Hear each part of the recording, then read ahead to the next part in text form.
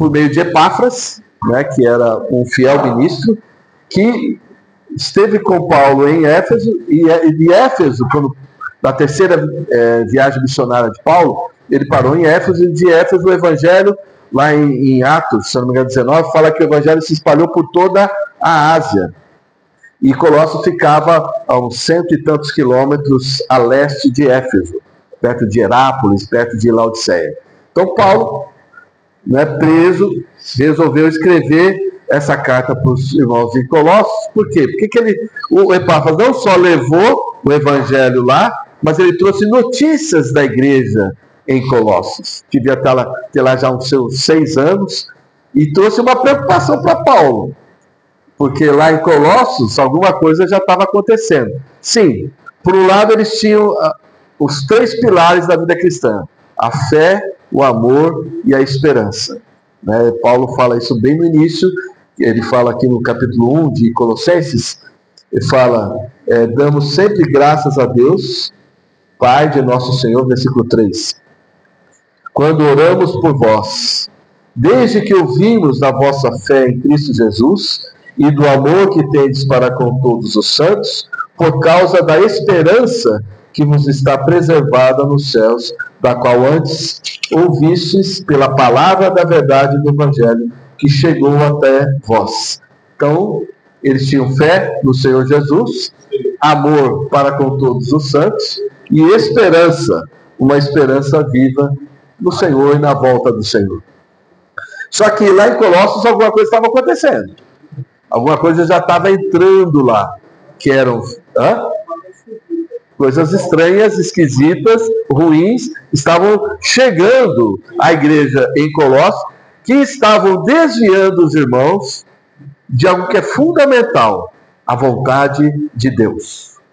Então, o que eram essas coisas? Era o gnosticismo, era o misticismo, era o asceticismo, era também os rituais judaicos, estavam entrando na igreja em Colossos e impedindo os irmãos de cumprirem a vontade de Deus. Então, o encargo nessa manhã é falar a segunda parte aqui do capítulo 1 de Colossenses, que é a oração que o apóstolo Paulo faz pelos irmãos em Colossos, para o crescimento deles na vontade de Deus. Vou ler aqui para os irmãos, capítulo 1, versículo 9 até o 14. Por essa razão, também nós, desde o dia em que o ouvimos, não cessamos de orar por vós e de pedir que transbordeis de pleno conhecimento da sua vontade, em toda a sabedoria e entendimento espiritual, a fim de viverdes de modo digno do Senhor, para o seu inteiro agrado, frutificando em toda boa obra e crescendo no pleno conhecimento de Deus, sendo fortalecidos com todo o poder, segundo a força da sua glória, em toda perseverança e longanimidade, com alegria, dando graças ao Pai, que vos fez idôneos a parte que vos cabe da herança dos santos na luz. Ele nos libertou do império das trevas e nos transportou para o reino do Filho do seu amor, no qual temos a redenção, a remissão dos pecados. Só a leitura desse texto é maravilhosa, né? E que oração é essa? O apóstolo Paulo, ele ouviu, né, que eles tinham a fé, o amor, a esperança, e eles não cessavam de orar pelos irmãos. Nós vamos abaixar as cabeças e fazer uma oração. Senhor Jesus, nós te agradecemos, Senhor, por essa carta que o apóstolo Paulo escreveu aos irmãos em Colossos. Mas, Senhor, nós cremos que essa palavra também é dirigida a nós. Fala conosco, Senhor. Nós também não queremos ser enganados. O Senhor já nos libertou. Hoje pertencemos a Ti e ao Teu reino. Senhor, ajuda-nos. Ajuda-nos a conhecer plenamente a Tua vontade, para que tenhamos um viver de modo digno do Senhor. O Senhor nos fortalece. Fortalece cada um de nós nessa manhã. Nós precisamos da força do Teu poder, porque nós, ainda que libertos do império das trevas, nós ainda andamos nesse meio. Nós precisamos de Ti, Senhor. Abençoa-nos nessa manhã. Ó Senhor Jesus, fala aos nossos corações. Amém. Bom, primeira coisa, Eric, você me ajuda aí no horário? Você levanta a bandeira, levanta os pés, levanta as mãos, faz qualquer coisa aí. 11h02. Então, põe aí 25 minutos, porque aí em 5 minutos eu concluo. Pode ser? Amém. A oração dele, irmãos, é uma coisa que deve estar no nosso coração. Antes de tudo, antes de falar qualquer coisa, eu preciso orar. Preciso orar pelos irmãos. Não adianta você falar um monte de coisa sem orar. Porque não é uma questão de lógica humana. Não é? É a questão espiritual. E a questão espiritual, ela só é vencida espiritualmente. Então Paulo teve esse encargo de orar pelos irmãos, né? E qual que é a oração dele? Qual que é o pedido dele? Que eles transbordassem de pleno conhecimento da sua vontade. Olha que interessante. Transbordar de pleno conhecimento da vontade de Deus. E qual é a vontade de Deus, irmãos? Né? A Bíblia, o Novo Testamento, revela para nós que Deus tem uma vontade. Vamos dar uma passeadinha aqui. Apocalipse 4:11. Né, Regina? Para não ficar no livro, para não perder o costume, né? Vamos viajar na Bíblia, que a gente interpreta a Bíblia com a própria Bíblia.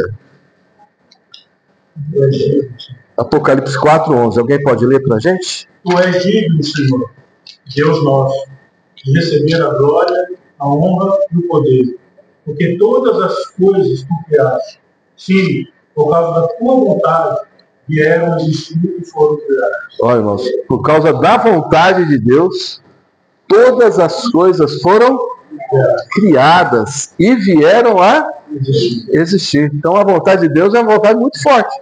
Ele fez todas as coisas. Bom, além disso, qual que é a vontade dele? Vamos ler aqui em 1 Timóteo, capítulo 2, versículo 4. De 1 a 4.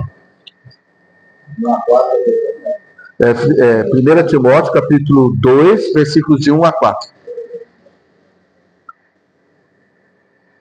Antes de tudo, pois, exorto que suas a prática de todas as coisas, orações, intercessões e ações de graças em favor de todos os homens. em favor dos leigos, de todos os que acham investidos de autoridade, para que podamos ter tranquilo e manso, com toda piedade e respeito, e ser bom e aceitável diante de Deus, nosso Salvador, o qual deseja, ele deseja. Sim, ele deseja. Amém. Que todos os homens sejam salvos, e cheguem ao pleno conhecimento da verdade. Deus deseja, irmãos. Deus criou todas as coisas, mas qual o desejo de Deus? Que todos os homens sejam salvos e cheguem ao pleno conhecimento da verdade. Então isso está no coração de Deus. Deus não só criou todas as coisas. O desejo de Deus para nós, principalmente hoje, é que nós sejamos salvos, todos os homens sejam salvos, e ultimamente é algo maravilhoso, irmãos, que está acontecendo lá no Oriente Médio. Muitas pessoas estão sendo salvas, porque o Senhor está aparecendo para elas em sonhos. E falando com ela, e as pessoas já chamam isso de: você sonhou com Jesus? Ou você teve o sonho de Jesus? E os muçulmanos falam sim, né? Teve um que, eu contei, acho que foi no ensino bíblico, não foi? A experiência de que uma muçulmana, ela estava dormindo e no sonho Jesus apareceu para ela. E começou a andar com ela, e começou a falar com ela, e ela foi sentindo um amor, uma visitação, uma alegria, uma graça tão grande, e ela queria: não, continua comigo. Ela falou: não, eu vou ter que ir. Ela falou: mas eu quero que você fale mais. Ele falou: não, você quer mais? Esse meu amigo vai falar com você. Quando ela vira para a pessoa, tinha uma pessoa andando com elas, de óculos, com a roupa, tal. Ela falou: então tá bom. Aí ela acordou do sonho. No dia seguinte, ela vai para o mercado, isso foi lá no Egito, vai para o mercado, super populoso, e chega lá no mercado, ela encontra um homem, chega e fala assim, é você, é você. Aí o cara, eu? Imagina, né, no Egito, eu? É você. Aí ele falou, eu o quê? Você estava no meu sonho, com o óculos, com a roupa, exatamente como no sonho. Aí ele pescou e falou assim, você teve o sonho de Jesus? Eu falei, tive. Ele era um missionário, que naquela manhã Deus falou assim, vai para o mercado. E ele obedecendo foi lá e falou, o que eu estou fazendo aqui? Aí ele pegou, abriu o evangelho e levou ela à salvação. Olha que coisa, irmão. Deus deseja que todo homem seja salvo. Só que não só isso, Deus deseja que todo homem chegue ao pleno conhecimento da verdade. Então, e aqui em Colossenses, Paulo ora para que os irmãos transbordassem do pleno conhecimento da vontade. Irmãos, como é que nós vamos conhecer a vontade de Deus se a gente não lê a Bíblia? Não é? Não é sentimento. A vontade de Deus está revelada aqui na palavra. Então, mas eles precisavam transbordar nesse pleno conhecimento exatamente por aquilo que nós vamos ver nas reuniões seguintes. Os enganos que foram entrando em Colossos, né, de uma maneira muito sutil, foi entrando lá e desviando os irmãos da vontade de Deus. Por isso que ele ora pelos irmãos nesse sentido. Então vamos lá, vamos continuar. Para que eles transbordassem no pleno conhecimento da vontade de Deus em toda sabedoria e entendimento espiritual. A sabedoria é algo muito peculiar ao nosso espírito, porque ela envolve a nossa intuição, o nosso discernimento. Então, esse conhecimento da vontade de Deus, ele precisa ser ele vai gerar em nós sabedoria para discernir as coisas espiritualmente e também em entendimento espiritual. Isso mostra que a nossa mente ela precisa ser renovada, ela precisa conhecer qual é a vontade de Deus. Então, no espírito nós precisamos ganhar discernimento e da nossa mente nós precisamos ter uma mente clara sobre qual é a vontade de Deus. Amém. E qual é o objetivo da oração dele? Para que isso? Para que eles vivessem de modo digno do Senhor para o seu inteiro agrado. Irmãos, a sabedoria, o conhecimento da vontade de Deus não é para nós nos orgulharmos, não é para nós nos exaltarmos, não é para nós nos gabarmos. Eu conheço a vontade de Deus. É para nós vivermos. Eu já falei, né? Não sei se aqui, onde que eu falei, foi assim, nós lemos a Bíblia, as pessoas leem a nós. Elas estão nos lendo. Então, o objetivo de nós nos reunirmos, conhecermos a palavra, ou lermos a Bíblia, é que o nosso viver possa expressar para as pessoas que nós temos um viver que é de modo digno do Senhor para o seu inteiro agrado. Ou seja, um viver que agrada o Senhor. Qual é o viver que agrada o Senhor? É um viver em Cristo. Não é? Porque quem é que agrada ao Pai?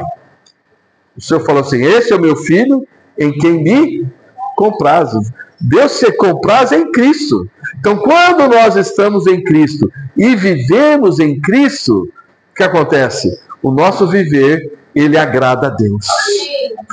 A gente sempre tem uma oração quando vai contratar parentes, ou alguém chama a gente para fazer uma visita que a gente não conhece. Sandrinha e eu, a gente sempre tem uma oração. Senhor, nos esconde em Ti.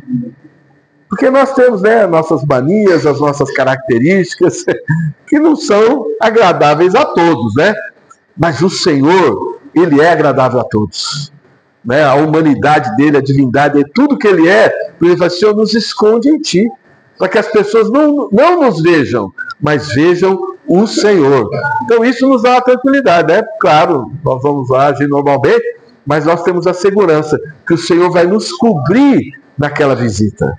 E vai nos dar as palavras adequadas para atingir a necessidade das pessoas. Bom, frutificando em toda boa obra e crescendo no pleno conhecimento de Deus. Veja aqui, o nosso viver, ele se torna agradável quando no nosso viver há frutos. Né? Um fruto que manifeste o Senhor. Né? Um fruto que nos leve ao crescimento do pleno conhecimento de Deus. Então, o nosso viver, irmãos, é para isso. Então, Paulo está orando pelos Colossenses, e eu creio que essa é uma oração que deve nos atingir. Por isso, irmãos, as nossas reuniões de oração são importantes. Porque nós estamos nesse mundo, não é fácil não. Cada um está sendo bombardeado de alguma maneira, não é? E tudo que o mundo todo, qual é o objetivo desse sistema maligno? É nos desviar da vontade de Deus. Então, por isso que nós precisamos regar uns aos outros com orações. Amém. Os irmãos que não podem estar nas reuniões de oração, irmãos, um encargo, ore em casa, naquele período, né, junto com a esposa, junto com os filhos. Separe, né, meia hora, o que seja, para nós intercedermos uns pelos outros. Porque nós estamos numa luta espiritual, irmãos. Sim. Não é? Nós estamos no final dos tempos. Vocês acham que o inimigo está de braço cruzado? Não está não, irmãos. Não está não. Principalmente em relação àqueles que querem fazer a vontade de Deus, ele vai fazer de tudo para nos desviar, né? Para nos distrair, para nos ocupar com outras coisas, para que a nossa mente, nosso coração fique sobrecarregado, e aí a gente fica meio que entorpecido por todas as coisas e esquecemos da vontade de Deus. Então ele ora para que nós tenhamos esse conhecimento, a fim de termos um viver, para frutificarmos em toda a boa obra, mas para isso ele ora, sendo fortalecidos com todo poder. Irmãos, para viver de modo agradável a Deus, nós precisamos ser fortalecidos com todo poder. Porque não pense, irmãos, que o sistema do mundo, que é o sistema criado por Satanás, é um sistema fraco. Não é não. Não é não? O mundo, ele tem uma força.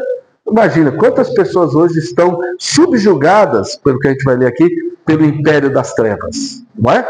Cegadas, não é? Por tanta coisa que as pessoas vão vivendo sem saber o propósito, o sentido da vida delas, né? Então, o mundo ele tem uma força muito grande. Então, nós, para vivermos de modo agradável ao Senhor nesse mundo, nós precisamos ser fortalecidos com todo poder. Não é com um pouquinho, não, é com todo o poder.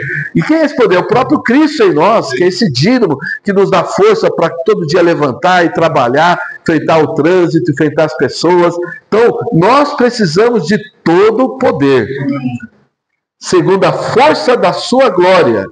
Aí ele fala, em toda perseverança e longanimidade. Eu já comentei, perseverança e longanimidade falam a respeito da mesma coisa. Tanto perseverança como longanimidade indica paciência.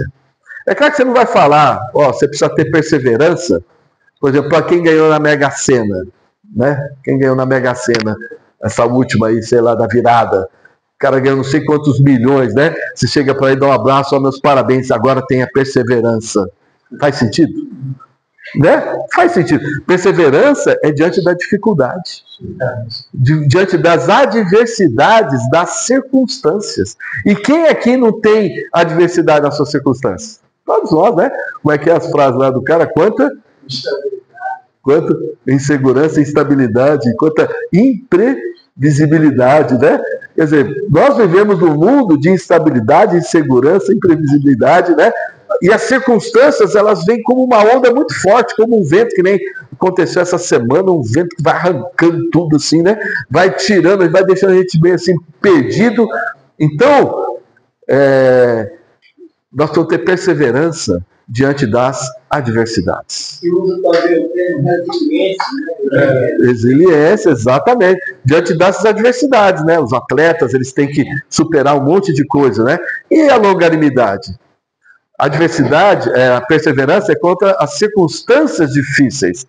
Agora, a longanimidade é em relação às pessoas difíceis. Alguém conhece alguma pessoa difícil, assim, no trabalho? Né? Algum chefe? Alguma pessoa que trabalha junto? Né? Todos nós estamos cercados por pessoas difíceis. Haja longanimidade, né? Haja paciência, né? E às vezes, mesmo quando a gente olha para o espelho também, Senhor, haja paciência com esse camarada, né? Quer dizer, a longanimidade diz respeito às pessoas difíceis, mesmo o nosso convívio, né? Então, você vê, olha só a oração de Paulo, percebendo que eles estavam cercados por circunstâncias difíceis e por pessoas difíceis, eles precisavam perseverar e ter longanimidade. A Bíblia fala que Deus não quer que nenhum pereça, né? Mas que todos cheguem ao... assim, ele fala assim, Deus não quer que nenhum... Antes ele é longânimo para convosco. Vê, a longanimidade de Deus é para conosco, é para com pessoas. Ele fala, não querendo que nenhum pereça, mas que todos cheguem ao arrependimento. Então Deus, ele vai esticando a corda, e nós sabemos, né, o quanto Deus tem esticado a corda para cada um. O que ele quer? Ele só está esperando uma coisa, que a gente se arrependa. Porque quando a gente se arrepende, a gente dá caminho para Deus agir. Dá caminho para o Rei reinar sobre nós, para o reino dele vir sobre nós. Bom, em toda perseverança e longanimidade, só que ele fala assim, com alegria. Algumas versões, a nossa está com ponto e vírgula, algumas só tem a vírgula. Então a perseverança e a longanimidade deve ser com alegria. Amém! Fala para quem está do teu lado, é com alegria. Nossa, mas isso nos difere do mundo, né? Isso nos difere das pessoas do mundo. As pessoas do mundo também têm que ter perseverança, mas é com aquela cara fechada, né? Com aquela cara emburrada. Nós, porque temos o Senhor, nós podemos ter perseverança, nós podemos ter longanimidade e com alegria. Oh, Senhor Jesus! Aí, a segunda parte desse texto, ele dá graças. Ele fala, dando graças ao Pai que vos fez idôneos a parte que vos cabe da herança dos santos da luz. Ele nos libertou do império das trevas e nos transportou para o reino do Filho do seu amor, no qual temos a redenção, a remissão dos pecados. Então a segunda parte aqui da oração dele é Paulo dando graças, né, ao Pai, porque o Pai, ele é a fonte de todas as bênçãos. Então ele estava dando graças ao Pai, porque por causa da vontade do Pai, ele nos fez idôneos, ele nos qualificou a parte que nos cabe da herança dos santos na luz. Quer dizer, nós temos parte hoje de uma herança. Que herança é essa? É Cristo. Todos nós hoje temos parte, ou uma parte em Cristo. Então nós, essa palavra herança aqui, essa palavra, a parte que vos cabe da herança, é como um quinhão que tinha lá no Antigo Testamento. A boa terra foi dividida em quinhões, né? E distribuída às 12 tribos. Só que aquilo lá era um tipo de Cristo. Então hoje o Senhor nos deu uma porção.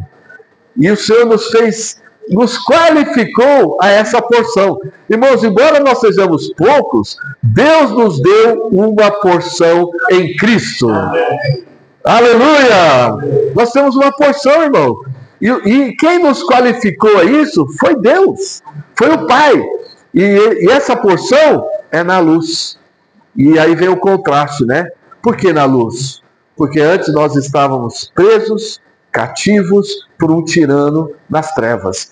Ele nos libertou do império das trevas e nos transportou para o reino do Filho do seu amor, no qual temos a redenção, a remissão dos pecados. Olha que riqueza aqui, os verbos, né? Ele nos libertou, ele nos transportou, em quem nós temos a redenção, a remissão dos nossos pecados. Quer dizer, nós éramos cativos das trevas. Há um império, irmãos. O mundo é um império, é uma autoridade das trevas, cegando as pessoas, não permitindo que as pessoas vejam Cristo, se convertam a Cristo, aceitem Cristo, se entreguem para Cristo. Há um poder das trevas, há uma autoridade, há um império das trevas. E nós fomos libertos. Amém! Irmãos, estávamos hoje de manhã aqui, partindo o pão, foi uma grande vitória. Não é não? Imagina, irmão, o Senhor nos libertou de algo. Quem hoje está dando graças a Deus? Né? Porque acordou com vida. Né? As pessoas nem percebem isso. O oxigênio ainda é livre, né? Né? As pessoas acordam com vida. Não se esquecem, quem nos dá vida, saúde e tudo mais é Deus, nos proporciona.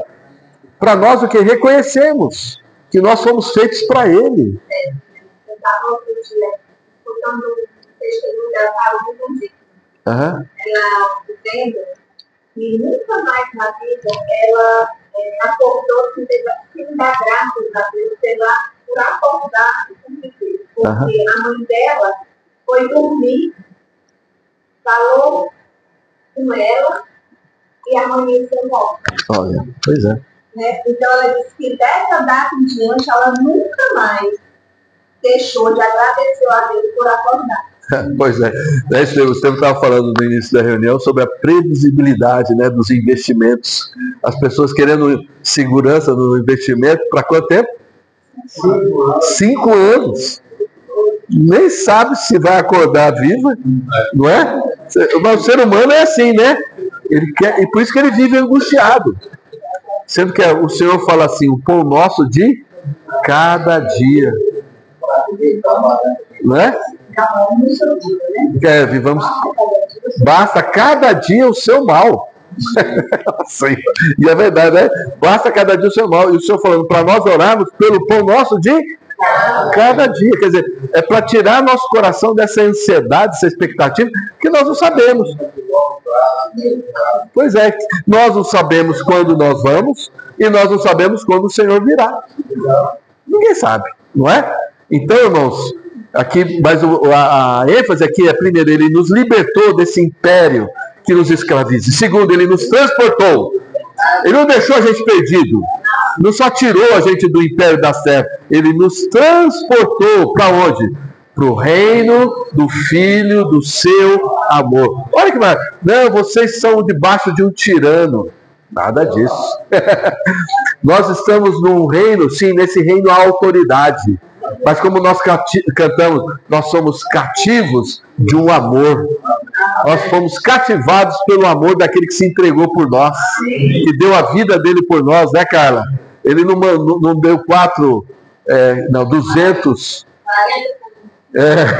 Não foi essa proporção, não. Ele se entregou por nós. Ele deu a vida dele por nós. Ele deu o seu único filho por nós. E foi tudo por amor. Então hoje nós estamos nesse reino, debaixo dessa autoridade, por amor.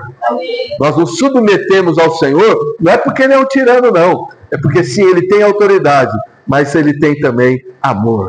E ele expressou esse amor, dando o único filho dele para morrer por nós. Por isso que ele fala, no qual nós temos a redenção, a remissão dos pecados. A base para Deus nos libertar e nos transportar foi o quê? Foi a redenção de Cristo.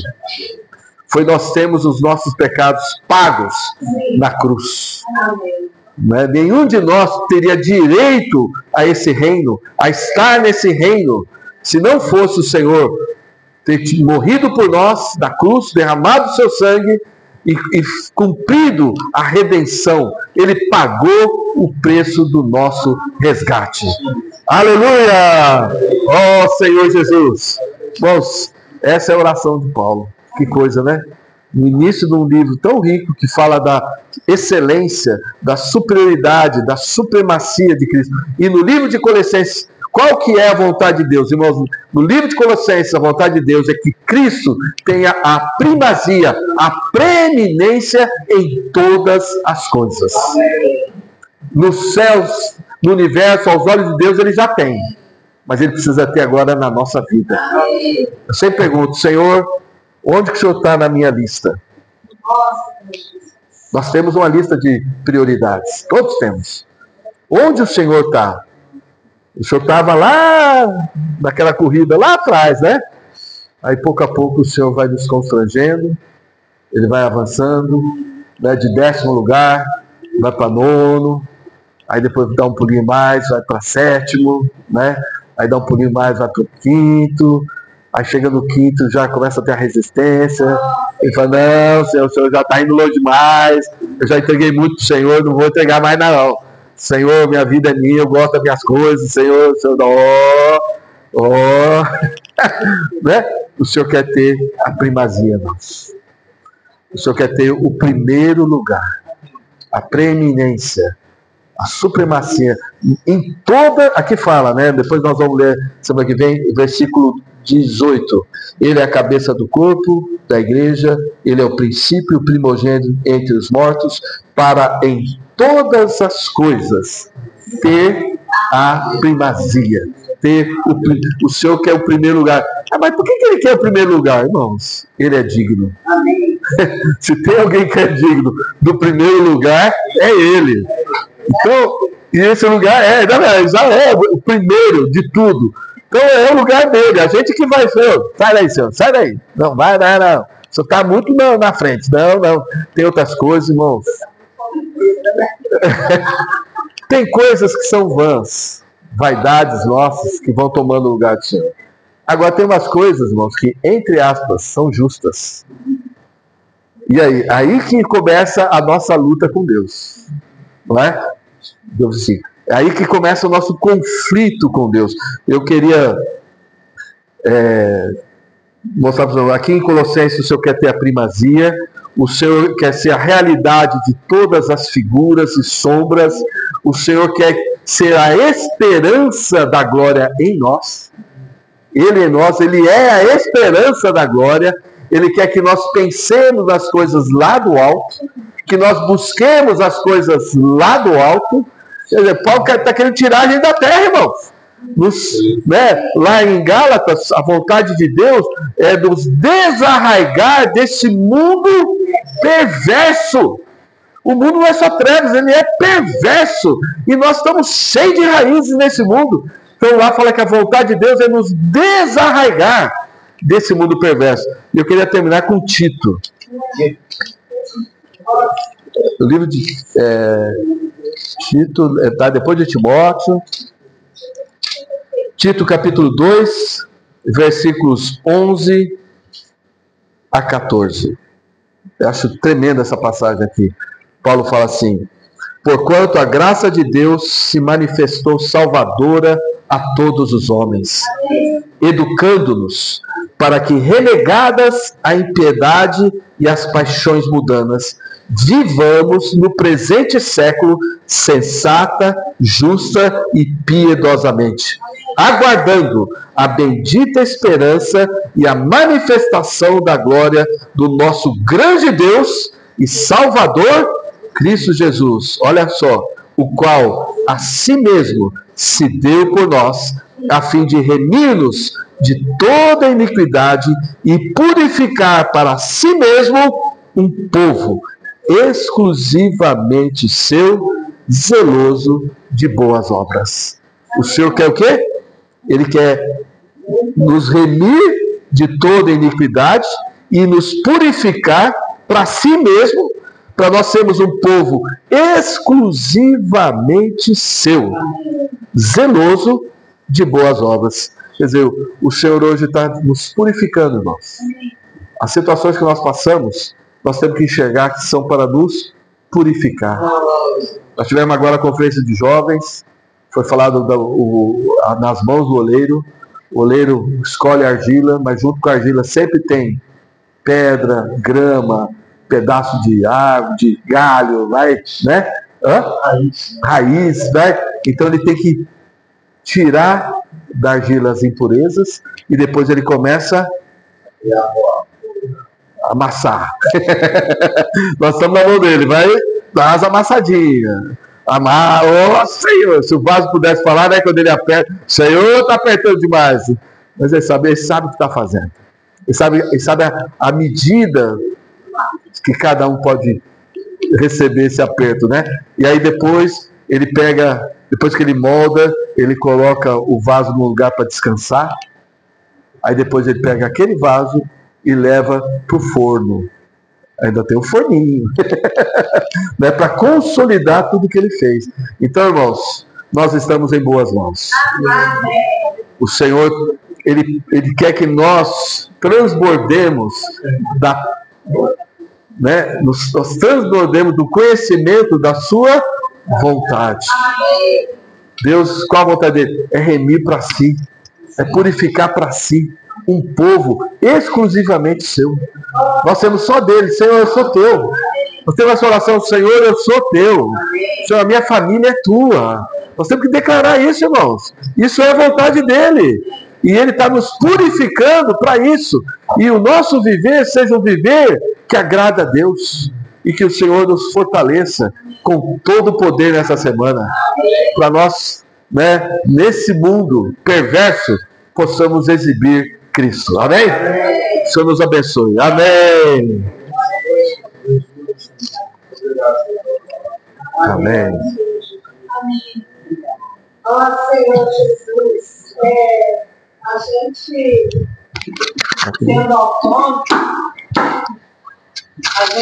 sendo autônomo, é muita. Eu sempre passo a experiência da dependência do Senhor dia a dia. Não tem jeito, porque não tem nada programado para o final do mês, o dinheiro entrar, o que você vai fazer. Não tem.